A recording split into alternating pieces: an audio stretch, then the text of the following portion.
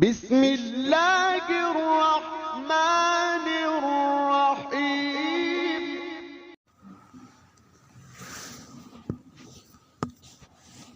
بسم اللہ الرحمن الرحیم۔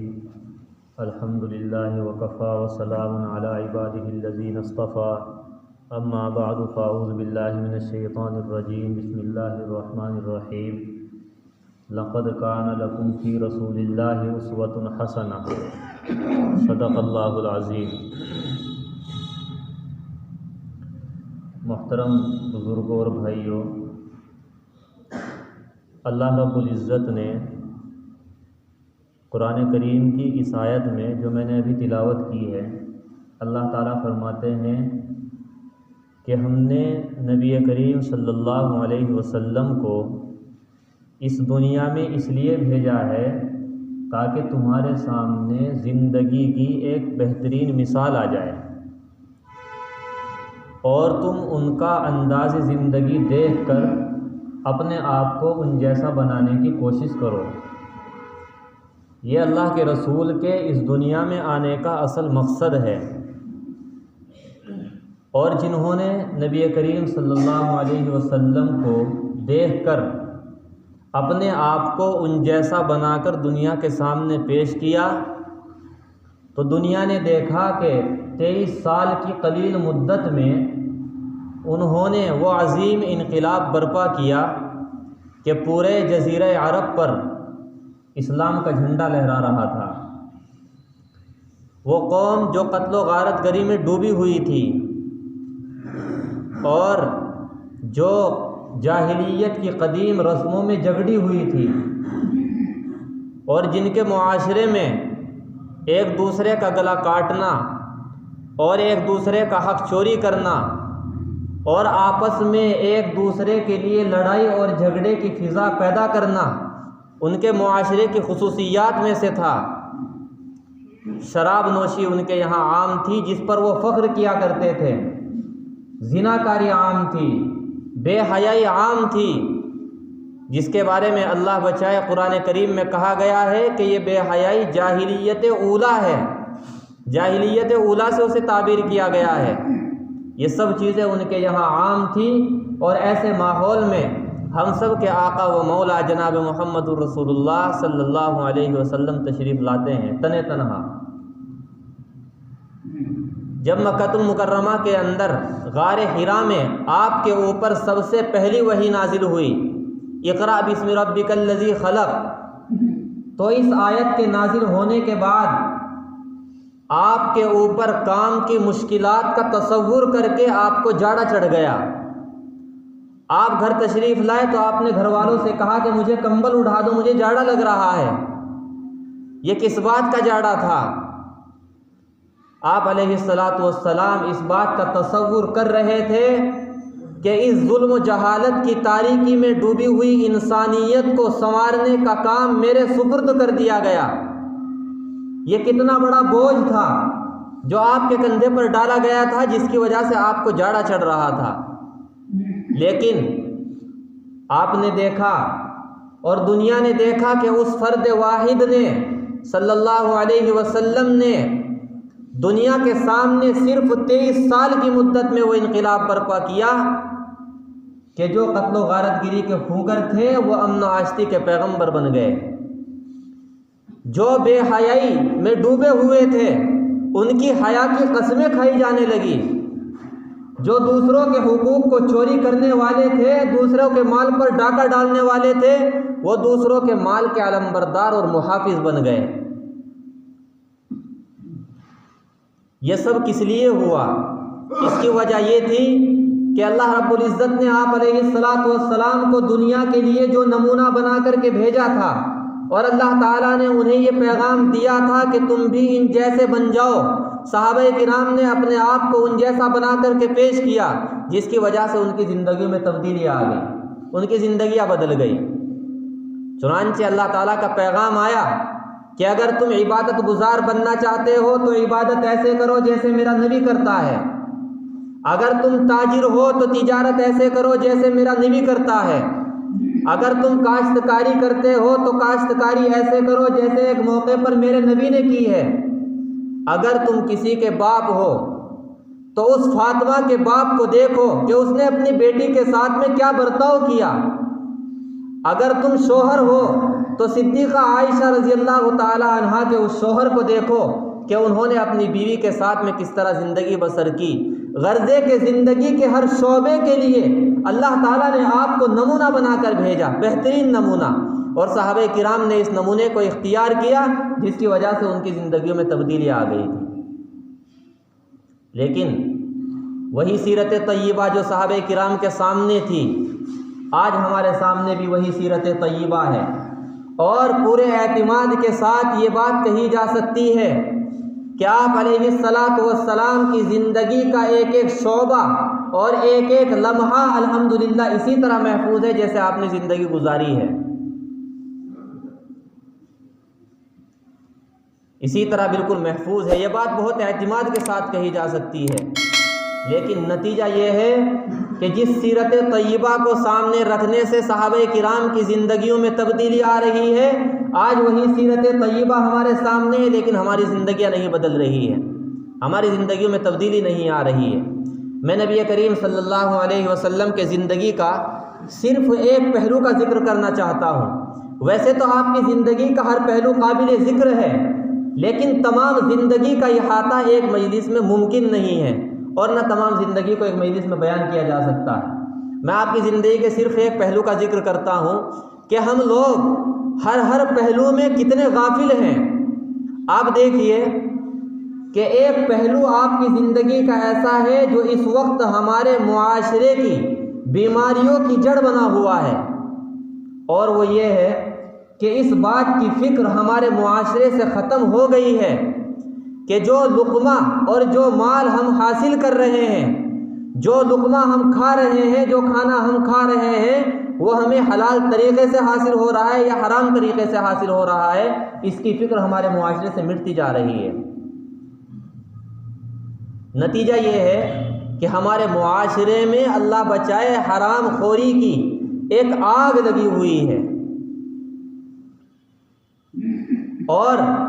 ہم لوگ یہ کہتے ہیں کہ ہم صبح شام دعائیں مانگتے ہیں اللہ تعالیٰ سے کہ یا اللہ ہمارے حالات کو درست کر دے، عالم اسلام کی اصلاح فرما دے، ملت اسلامیہ کی حفاظت فرما دے، اور ملت اسلامیہ کو سربلند کر دے۔ ہم صبح و شام یہ دعائیں کرتے رہتے ہیں، لیکن ہمیں شکوہ یہ ہے کہ ہماری دعائیں قبول نہیں ہوتی۔ ہم بڑے ذوق و شوق کے ساتھ عمرے کرتے ہیں، حج کرتے ہیں، خانہ کعبہ کی زیارت کرتے ہیں، غلاف کعبہ کو پکڑ کر رو رو کر گڑ گڑا کر اللہ تعالیٰ سے دعائیں مانگتے ہیں، لیکن ہماری دعاؤں میں اثر نہیں ہے، وہ قبولیت کے درجے کو نہیں پہنچ رہی ہے۔ اس کی وجہ کیا ہے؟ ایسا کیوں ہو رہا ہے؟ اللہ تعالیٰ نے قرآن کریم میں صاف لفظوں میں ارشاد فرمایا، ان اللہ لا یغیر ما بقوم حتی یغیروا ما بانفسہم، کہ اللہ تعالیٰ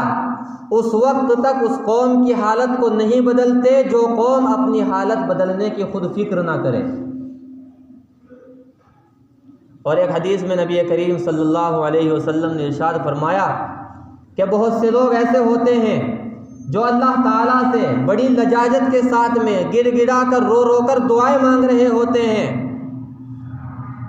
اور اللہ تعالیٰ کے حضور حاضر ہو کر کے اپنا رونا روتے ہیں، لیکن ان کی حالت کیا ہوتی ہے؟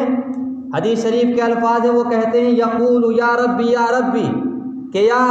ہمارے پروردگار ایسا کر دیجئے، ایسا کر دیجئے، ہمارے حالات کو سنوار دیجئے۔ وہ اس طرح کی دعائیں کرتے رہتے ہیں، لیکن اللہ کے رسول فرماتے ہیں کہ وہ لوگ کیسے ہوتے ہیں؟ اشعث اغبرا، کہ وہ پراگندہ بال ہوتے ہیں، بال ان کے بکھرے ہوئے ہوتے ہیں،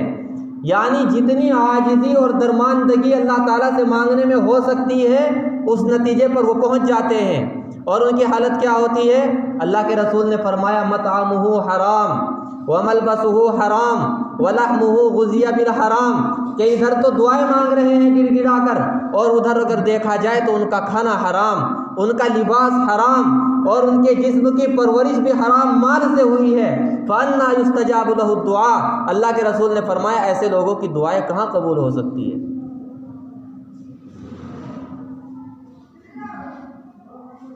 تو ایک طرف تو ہم دعائیں کر رہے ہیں، گڑ گڑا رہے ہیں، رو رہے ہیں، لجاجت کا مظاہرہ کر رہے ہیں، لیکن جس جسم کی پرورش، جس گوشت کی پرورش، جو جسم پل رہا ہے حرام مال سے، جو لباس انسان پہن رہا ہے حرام مال سے، اور حرام آمدنی وہ حاصل کر رہا ہے، اور سارے کام حرام آمدنی سے حرام طریقے سے کر رہا ہے، تو بتائیے ایسے آدمیوں کی دعائیں کیسے قبول ہوگی؟ گویا کہ ہمارا معاشرہ اس فتنے کی آگ پر بیٹھا ہوا ہے۔ چاروں طرف آپ نظر ڈالیے تو آپ کو محسوس ہوگا کہ ہر جگہ رشوت کا بازار گرم ہے، سود خوری کا بازار گرم ہے، اور حرام مال سے حاصل کرنے کے جوئے سٹے کا بازار گرم ہے۔ جتنے بھی حرام مال سے مال حاصل کرنے کے طریقے ہو سکتے ہیں، ہمارا معاشرہ ان سے کسی ایک سے بھی اللہ بچائے خالی نہیں ہے۔ ہر گاؤں میں، ہر بستی میں آپ کو 5 7 10 آدمی ایسے مل جائیں گے جو جوئے سٹے کے عادی ہوتے ہیں۔ اکثر طبقہ ایسا ہے جو مال کو حاصل کر رہا ہے حرام طریقے سے، اور سوچ یہ بنی ہوئی ہے کہ بس پیسہ آنا چاہیے، چاہے طریقہ کوئی بھی اختیار کرنا پڑے، ہماری تجوری بھرنی چاہیے، چاہے وہ حلال طریقے سے حاصل ہو یا حرام طریقے سے حاصل ہو۔ حالانکہ اللہ کے رسول نے فرمایا طلب العلم فریضۃ علی کل مسلم و مسلمۃ، طلب العلم فریضۃ، طلب کسب الحلال فریضۃ بعد الفریضہ۔ یہ اللہ کے رسول کی روایت ہے، آپ نے فرمایا کہ ایک فریضے کے بعد میں دوسرا فریضہ یہ ہے کہ آدمی حلال مال کو حاصل کرے، یعنی نماز روزہ اختیار کرنے کے بعد میں سب سے بڑی ذمہ داری آدمی کے اوپر یہ عائد ہوتی ہے کہ آدمی مال کو حلال طریقے سے حاصل کرے، اور اس کی فضیلت ہے۔ اللہ کے رسول نے دوسری روایت میں فرمایا التاجر الصدوق الامین مع الانبیاء والصدیقین والشہداء، کہ جو آدمی سچی اور امانت دار ہوگا تجارت کرنے میں، سچی تجارت کرنے والا ہوگا، اللہ رب العزت قیامت کے دن اس کا حشر انبیاء کے ساتھ، ساری صدیقین کے ساتھ اور شہداء کے ساتھ میں اس کا حشر فرمائیں گے، ان کی صف میں اس کو کھڑا کیا جائے گا۔ اور جو ڈنڈی مارنے والے ہوں گے، تجارت میں خیانت کرنے والے ہوں گے، جھوٹ بولنے والے ہوں گے، ان کے لیے بڑی سخت وعید آئی ہے۔ اللہ کے رسول نے فرمایا التجار یحشرون یوم القیامت فجارا۔ اللہ کے رسول کی زبان پر کتنی سخت وعید ہے، آپ فرما رہے ہیں کہ وہ تاجر جو جھوٹ بول کر کے مال کو حاصل کرتے ہیں یا ڈنڈی مارتے ہیں، ان کا حشر قیامت کے دن بدکاروں کے ساتھ میں کیا جائے گا، یعنی ان کو بدکار بنا کر کے اٹھایا جائے گا۔ بتائیے کتنی سخت وعید ہے۔ تو میرے بھائیوں، میں یہ کہہ رہا تھا کہ اللہ کے رسول کی جو سیرت طیبہ ہمارے سامنے ہے، اس کا ایک ایک پہلو ہمارے لیے نمونہ ہے، اس کے ایک ایک پہلو پر غور کر کے ہم اس کو اپنی زندگی میں اپنانے کی کوشش کریں۔ مثلا میں نے ایک پہلو کا یہ ذکر کیا، تو آپ اندازہ کریں کہ جو لوگ حرام طریقے سے مال کو حاصل کر رہے ہیں، چاہے وہ جوا سٹا کھیل رہے ہوں، یا جھوٹ بول کر کے مال کو حاصل کر رہے ہوں، یا سود کے ذریعے حاصل کر رہے ہوں، یا رشوت کے ذریعے حاصل کر رہے ہوں، تو بتائیے کتنی سخت وعید اللہ کے رسول نے بیان فرمائی ہے۔ اللہ بچائے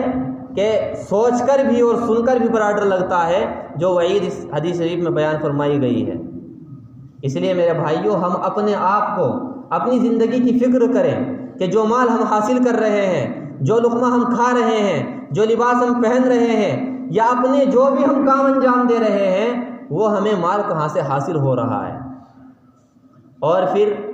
یہ نہیں کہ مال کو حاصل کر لیا اور حرام مال حاصل ہو جاتا ہے اور وہ آدمی کے پاس میں رہتا ہے، ایسا بھی نہیں ہے، بلکہ روایات سے معلوم ہوتا ہے کہ جس طریقے کا حاصل کیا ہوا مال ہوتا ہے، اللہ تعالیٰ اسے اسی راستے سے نکال دیتے ہیں۔ اس وقت مجھے ایک واقعہ یاد آیا، آپ اس کو سن کر تعجب کریں گے۔ حضرت امام مالک رحمۃ اللہ علیہ وہ فرمایا کرتے تھے کہ ہم لوگوں کے مال کے مصرف سے پہچان لیتے ہیں کہ آدمی کا مال حلال ہے یا حرام ہے، یعنی مال کے خرچ کرنے کی جگہ سے پہچان لیتے ہیں کہ مال حلال ہے یا حرام ہے۔ وہ بار بار اس بات کو فرمایا کرتے تھے۔ ایک صاحب ان کے پاس میں پہنچے کہ حضرت آپ یہ فرماتے ہیں کہ ہم مال کے مصرف سے پہچان لیتے ہیں کہ مال حلال ہے یا حرام ہے، کہ بالکل پہچان لیتے ہیں۔ اور حضرت نے اسے صورت دکھائی کہ یہ میرا 1 روپیہ لے کر کے جاؤ، اور جس آدمی کو تم سب سے زیادہ غنی سمجھتے ہو، جو شکل و صورت سے دیکھنے میں ایسا نظر آتا ہو کہ یہ مستحق نہیں ہے، تم میرا یہ روپیہ جا کر کے اسے دے دو، اور پھر اس کا خیال رکھنا کہ وہ اس روپیے کا کیا کرتا ہے۔ چنانچہ وہ صاحب گئے اور بازار میں انہوں نے دیکھا کہ ایک صاحب کے ہاتھ میں تھیلا ہے اور شکل و صورت اور چہرہ بڑا شاد باش ہے، اور ایسا محسوس ہو رہا ہے کہ یہ آدمی کسی بھی طرح کے طریقے سے مال کا مستحق نہیں ہے اور اس کو مال بالکل بھی نہ دیا جائے۔ تو انہوں نے اس آدمی کو بلایا اور بلا کر کے اس کو وہ روپیہ ہدیے میں دے دیا کہ میں تمہیں یہ ہدیہ دے رہا ہوں۔ پھر ان کے پیچھے لگ گئے کہ میں دیکھتا ہوں اس روپیے کا یہ کیا کرتا ہے۔ چنانچہ ایک گلی میں وہ شخص گھسا اور اس کے ہاتھ میں جو تھیلا تھا اس نے اس تھیلے کو دور پھینکا اور پھر اس روپیے کو لے کر دکان پر گیا، وہاں سے سودا سلف خریدا اور سودے کو لے کر کے اپنے گھر پہنچا، اور اس کے بچے جو کئی دن سے فاقے کی حالت میں تھے ان کے لیے اس نے کھانے کا انتظام کیا۔ اس شخص نے جا کر کے کنڈی کھٹکھٹائی اور انہیں پورا باہر بلا کر معلوم کیا کہ میں تم سے یہ پورا واقعہ اور ماجرا سننا چاہتا ہوں کہ تم نے یہ معاملہ کیوں کیا۔ انہوں نے بتایا کہ اصل میں بات یہ ہے کہ میں سید خاندان سے ہوں، میں سادات میں سے ہوں، ہمارے لیے دوسرے سے سوال کرنا یہ ہمارے لیے ناجائز اور حرام ہے، دوسروں کے سامنے دامن پھیلانا، اور میرے بچے کئی دن سے گھر میں فاقے کی حالت میں تھے، میں نے دیکھا کہ جب وہ ان کی جان لبے دم ہو رہی ہے اور اب ان کے لیے کھانے کی کوئی چیز نہیں ہے، تو محلے میں ایک مردار بکری پڑی ہوئی تھی، میں نے جا کر اضطرار کی حالت میں اس کی ران کو کاٹا اور اسے تھیلے میں لے کر کے میں گھر جا رہا تھا تاکہ اس کے ذریعے سے بچوں کی بھوک کو مٹا سکوں، لیکن جب راستے میں تم مل گئے، تم نے مجھے 1 روپیہ دیا تو میں نے اس ران کو پھینک دیا، اور میں نے سمجھا کہ اب یہ ران بھی میرے لیے جائز نہیں ہے، میں اس روپیے کے ذریعے سے سودا خرید کر لایا ہوں اور میں اپنے بچوں کا پیٹ پال رہا ہوں۔ یہ ماجرا سارا جا کر کے انہوں نے حضرت امام مالک علیہ الرحمہ سے سنایا۔ حضرت امام مالک علیہ الرحمہ نے ان سے کہا کہ اب اپنا 1 روپیہ تم اس آدمی کو جا کر کے دو جسے تم سب سے زیادہ ضرورت مند سمجھتے ہو، سب سے زیادہ غریب اور فقیر سمجھتے ہو۔ چنانچہ اس شخص نے اپنی جیب سے 1 روپیہ نکال کر بازار میں پہنچا اور اس نے دیکھا کہ ایک معذور شخص ہے جس کے پیر بھی کٹے ہوئے ہیں اور وہ دیکھنے میں بڑا فقیر اور مسکین نظر آ رہا ہے، اس نے وہ روپیہ اس کو دے دیا، سب سے زیادہ محتاج اس کو سمجھا اور پھر اس کے پیچھے لگ گیا۔ اس نے دیکھا کہ یہ شخص اس کا روپیہ لے کر کے سب سے پہلے شراب کی دکان پر گیا، اس نے شراب خریدی اور پہلے شراب پی کر کے مست ہو گیا، باقی بچے ہوئے پیسوں کو لے کر طوائف کے پاس میں گیا اور وہاں جا کر کے زنا کا مرتکب ہوا۔ جب اس نے یہ ماجرا دیکھا تو اس نے دانتوں کے نیچے انگلی دبائی اور بڑا افسوس کیا اور حضرت کے پاس میں آیا کہ حضرت مجھے آپ کی کہی ہوئی بات آج اچھی طریقے سے سمجھ میں آ گئی ہے کہ مال کے مصرف سے پہچان لیا جاتا ہے کہ مال حلال ہے یا حرام ہے۔ اگر مقدمات میں آدمی کا پیسہ خرچ ہو رہا ہے، ناجائز راستوں میں آدمی کا پیسہ خرچ ہو رہا ہے، تو سمجھ لیجئے کہ مال کو حاصل کرنے میں کہیں نہ کہیں آدمی سے چوک ہو رہی ہے۔ لیکن جب آدمی یہ تصور کرے، جب آدمی یہ فکر کرے، اس وقت آدمی کو احساس ہوتا ہے۔ لیکن ہماری حالت اللہ بچائے یہ ہو گئی ہے معاشرے میں کہ حرام مال کھا کھا کر کے اللہ بچائے ہماری حس بھی مٹ چکی ہے اور ہمیں فکر اور ہمارے اندر سے احساس ختم ہو چکا ہے کہ ہم کوئی گناہ کر رہے ہیں اور ہمیں پتہ بھی نہیں ہوتا کہ ہم گناہوں کا ارتکاب کر رہے ہیں۔ اس لیے میرے بھائیوں، آپ علیہ الصلاۃ والسلام کی زندگی کے ایک ایک پہلو کو سامنے رکھ کر کے،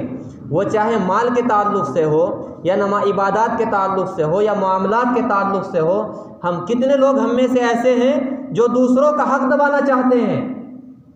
دوسرے کو کمزور سمجھتے ہیں، اس کے حق کو دبا لیتے ہیں، معلوم ہے کہ یہ ہمارے سامنے بول نہیں سکے گا۔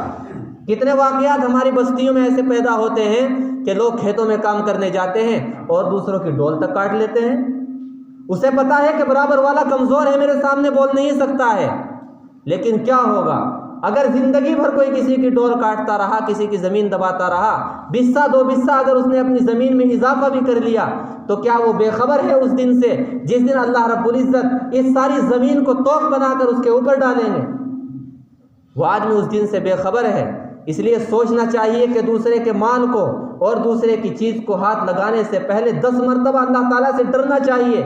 کہ تو کیا قدم اٹھا رہا ہے، تجھے اس کی جواب دہی کرنی ہے، اللہ تعالیٰ کی بارگاہ میں تجھے حاضر ہونا ہے، رسول اللہ کو تجھے منہ دکھانا ہے، تو کس منہ کو لے کر اللہ کے پاس میں جائے گا؟ اس لیے اس چیز پر بڑی نظر کی ضرورت ہے، اور یہ زندگی کا سب سے اہم پہلو ہے کہ لقمہ اگر حلال کا جسم کے اندر جائے گا تو عبادت بھی قبول ہوگی، دعائیں بھی قبول ہوگی، اور اللہ تعالیٰ جو ہم نیک کام کریں گے اس کی وجہ سے ہمارے دلوں میں نورانیت پیدا ہوگی۔ اللہ تعالیٰ ہم سب کو عمل کی توفیق عطا فرمائے۔ وآخر دعوانا الحمد للہ رب العالمین۔